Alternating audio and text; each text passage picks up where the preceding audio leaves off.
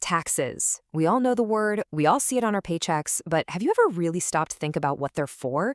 Like, how does this gigantic global system actually work? Well, today we're going to demystify the whole thing. And really, this is the core idea, right? A tax isn't just some random bill. It's the money that funds a society. It's what governments use to build roads, run hospitals, maintain security, basically pay for the cost of running an entire country. It's our collective chip in. Okay, so we get the why, but the how, that's the real puzzle here. How does a government actually manage to collect all these little contributions from millions and millions of people and businesses year after year? Let's peel back the curtain a bit. When you boil it all down, governments really have two main ways of getting that money. They can either tax the money you earn, or they can tax the money you spend. And believe it or not, that simple difference is the foundation of pretty much every tax system on the planet. So on one side, you've got your direct tax. This is the obvious one, like the income tax that comes right out of your paycheck. You see it, you feel it, and you pay it directly to the government. But on the other side, you have indirect taxes, which are kind of sneaky. They're built right into the price of things you buy. The store sends the money to the government, but you're the one who actually paid it. The perfect example, something called a value-added tax, or VAT. So what's the deal with VAT? It's a tax on stuff we buy, but it's got a cool twist. Instead of one big tax at the end, it's collected in tiny pieces all along the production line. Every time a product gets more valuable, as it goes from raw materials to a finished product, a little slice of tax is added. Okay, let's make this super clear with a simple loaf of bread. Imagine a 10% VAT. The farmer sells the wheat and collects 3 cents in tax. Easy enough. Then the baker turns it into bread, and when they sell it, they collect 7 cents in VAT. But, and here's the key, they only send 4 cents to the government because the farmer already handled the first 3. Finally, the supermarket sells the bread to you, the customer, for $1 and collects the full 10 cents of VAT. They just send the last 3 cents to the government. See how that works? The government gets its 10 cents, but it was paid in stages all the way down the line.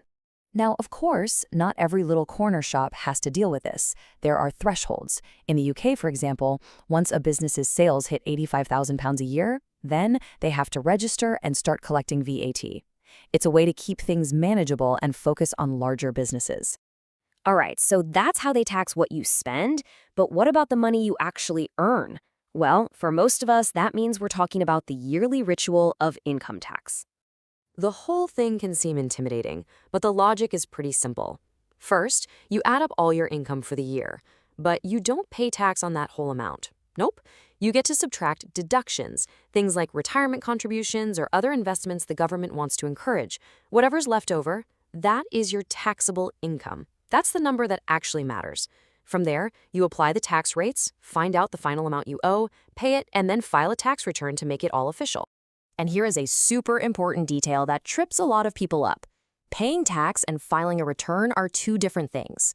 It is totally possible that after all your deductions, you owe the government $0, but you might still be required by law to file that return anyway, just to prove it. So how are those tax rates actually applied? Well, many countries use a progressive system with tax brackets or slabs, like this example here.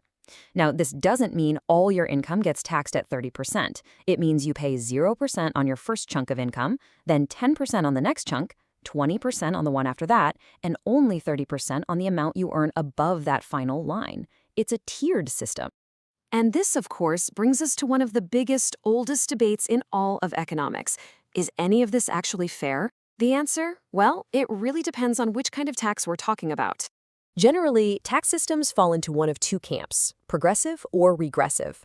A progressive system, like those income tax brackets we just saw, is built on the idea that the more you earn, the higher percentage of your income you should pay in tax. But a regressive tax does the exact opposite. It ends up taking a much bigger slice of the pie proportionally from people who earn the least. And this gets to the very heart of the argument against consumption taxes like VAT. Think about it. A low-income family probably has to spend nearly every penny they make just on essentials like food and clothes. A wealthy family might only spend a tiny fraction of their income. So when you slap the same flat tax on everything you buy, that tax ends up eating a much, much bigger percentage of the low-income family's total earnings. That's what makes it regressive. But here's the thing. Raising money and arguing about fairness, that's not the whole story. Governments also use the tax system as a really powerful tool to influence our behavior and try to shape society. A classic example of this is what some people call sin taxes. By jacking up the taxes on things like cigarettes or sugary sodas, governments make them more expensive. And the goal? To get people to consume less of them, hopefully leading to better public health. It's using money as a lever to nudge society in a certain direction. And that really leaves us with the fundamental challenge of it all, doesn't it? Because these goals, simplicity, fairness, growth, they often clash. A super simple flat tax might be great for the economy, but terrible for fairness. A really fair system might be incredibly complicated. So the question for you is, if you were building a system from scratch, what would you put first? It's the central puzzle every single country is constantly trying to solve.